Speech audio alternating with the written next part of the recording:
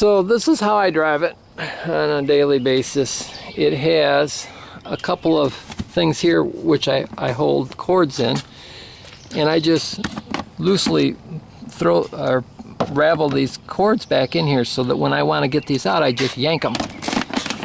And what happens is you can get a lot of cord in a lot of hurry really quickly out, and it's not tangled. So I've got two of these boxes in here with cords, and sometimes I put extra junk in them on top of the cords, but this is the one I use mostly for charging it, just one 110 outlet. And I go through a timer here which allows me to decide how far I want to charge it or how many hours I want to charge it before it stops charging. But that's for 110. And I've got chargers set up in here for running two 110 circuits, or I can run those on 220. And if I'm going to run them 220, I'll run them through this J1772, and I'll just, to convert that to 220, what I'll do is take this plug it in here, flick the switch, and now I'm running 220, and everything that I have in the vehicle is set up to run on 110 or 220, so it's just that quick to switch it to 220 charging. So let's go back to 110. There's a couple of ways to get 220 into this. One is the J1772. The other is this handy dandy cord set. This is what I like to call a RV50 plug, but it's actually a NEMA 1450 plug. It's rated for 50 amps at 220 volts.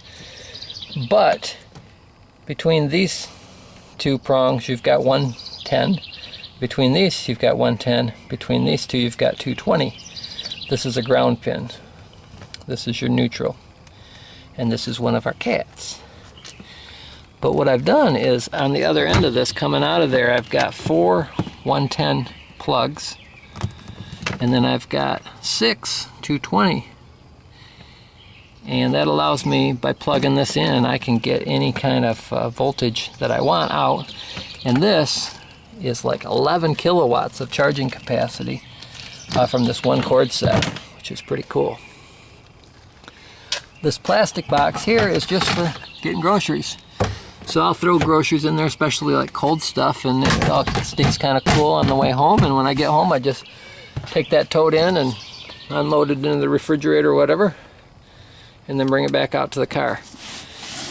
Let's just start pulling some stuff out of here. What I've got is just these things to help stop stuff sliding around in the back here. And I can pull, this all will like consolidate, fold down if I've got something big I need to put back here. So the storage system's kind of neat in that you can fit a lot in a hatchback. This little box here is a bunch of charging adapters.